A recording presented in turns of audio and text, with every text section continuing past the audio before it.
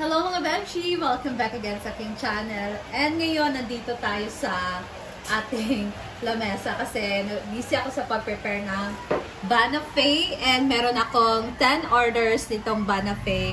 So this is from Mama Ana Gantiza sa order na ito sa amin by Ma'am Shi G. So si Ma'am Shi G nag-order sa akin ng 10 pieces, bali si Mama Ana yung magbabayad.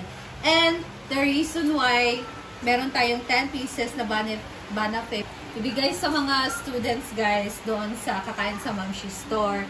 So, bali 5 sana Banafe tapos 5 chocolate na order. Kaso, hindi pa kasi ako nakapag-posting ng chocolate na ginawa ko, yung parang chocolate cake or chocolate moist.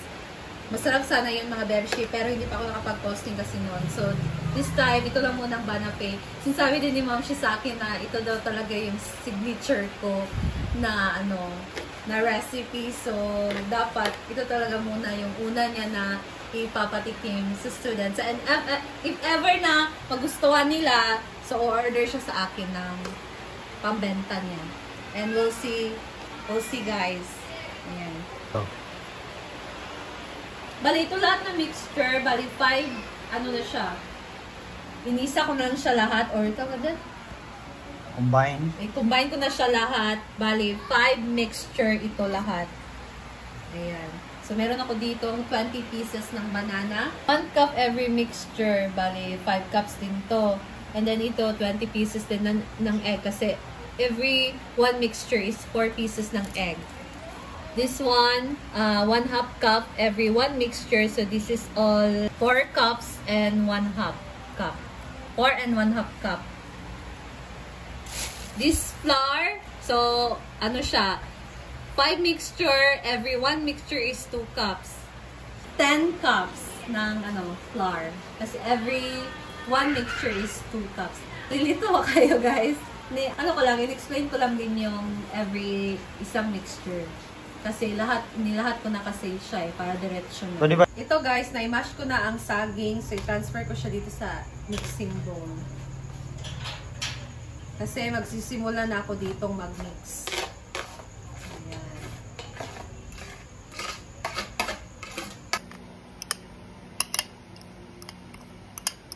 Next, the sugar. So, this is 5 cups na sugar. Brown sugar. Mix muna natin siya, guys.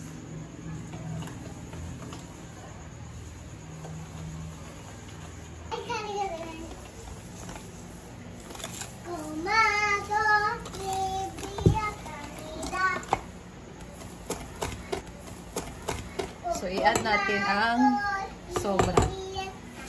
Natitira.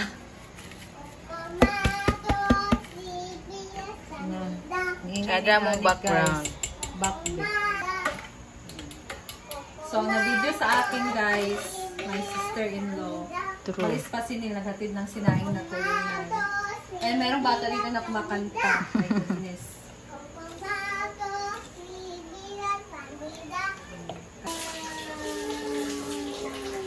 Yan, guys, na-mix ko na siya. Sunod, dahan-dahan kong ilagay itong itlog.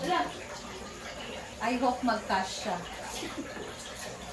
Ang liit lang ng pinaglagyan ko. Wala kasi akong ibang guys. Ayan. Dahan-dahan lang sa pag-mix.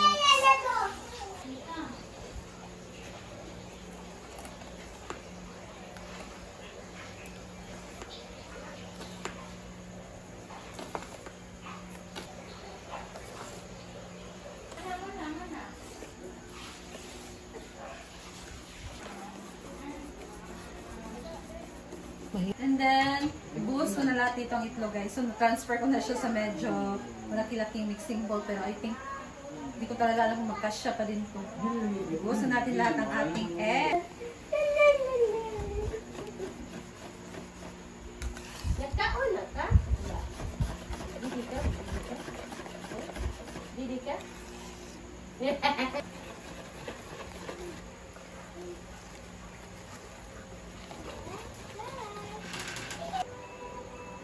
Next, ilagay ko ang oil.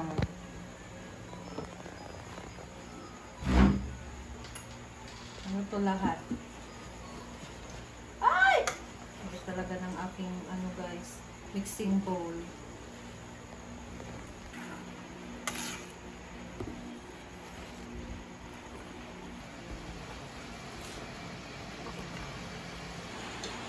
Pagkatapos sa oil, ilagay ko na tong, ito ay ano, evaporated milk na merong suka. So, ito yung magpapamoy sa ating banana cake, guys. Bali, ang tawag na nito ay buttermilk. And then, ang ating 5 tablespoon ng, ang tawag nito? Vanilla. Vanilla extra. So, mix lang natin.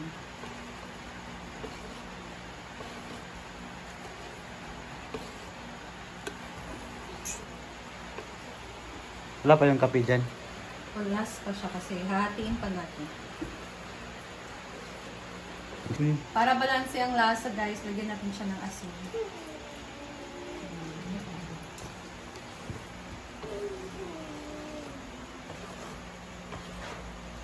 Ilalagay na natin ang ating dry mixture, the all-purpose flour. So, we'll see guys, hindi na ako mag-sew kasi hindi pwede siya sa sew.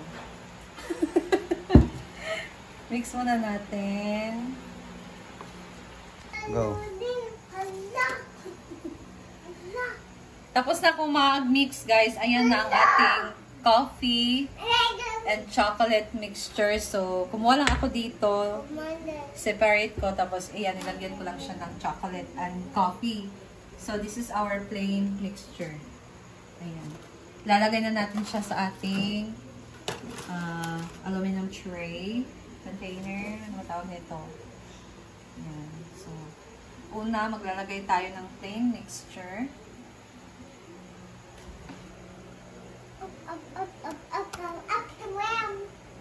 Wow.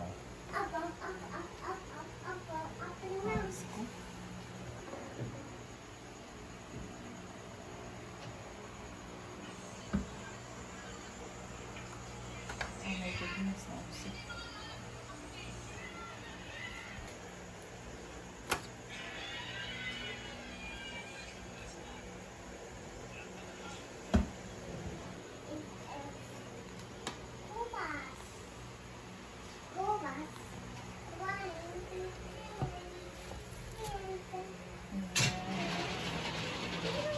Next, ang ating chocolate.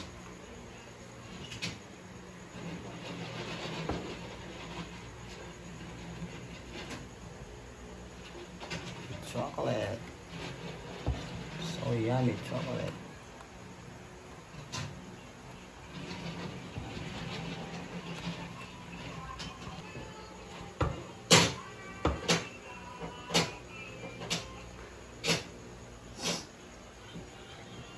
At na.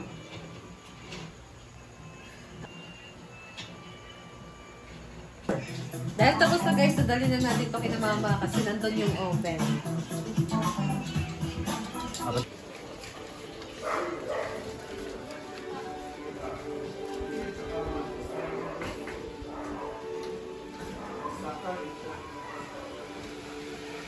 Wow. Pinigay na natin dyan eh. Oh, ang ganda naman nila. Right. Ayan guys, nabutan sila dito na ngayon pa lang nag-dinner. Ang kanilang ulam ay ramen. Ramen with sinigang. Ramen with paksiw or inomona. And may heater pa dito. So, i-create ko muna itong oven bago natin ilagay ang ating banate.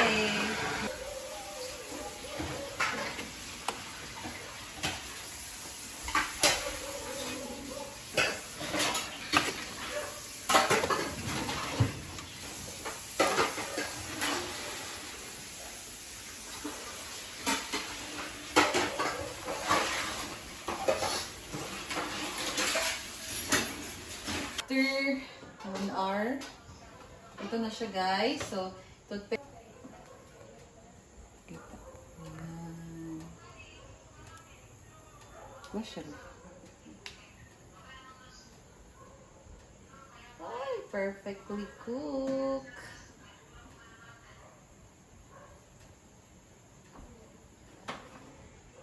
Ayan guys, so luto na ang ating panafé. And maglalagay pa tayo ng second batch. Grabe, ang bango guys. Ang sarap-sarap ng kainin. Pero hindi to pwede sa amin kasi this is order. Ayan. Ay naku, ang sarap, ang bango. Perfect! Ito na ang second batch guys. Ilalagay ko na. Apat na lang ito.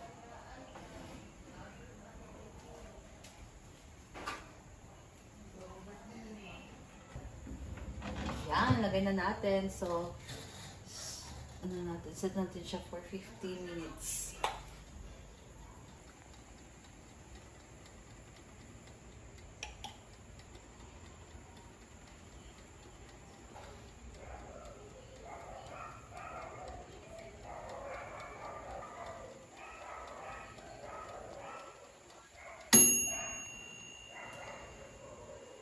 Ayan na guys, naluto na ang ating last batch.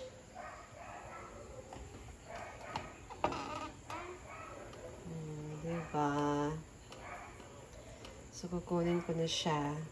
Ayan, natapos din tayo guys. So, ito na ang ating 10 orders ng Banafay. 10 ba to? Or baka nagkulang.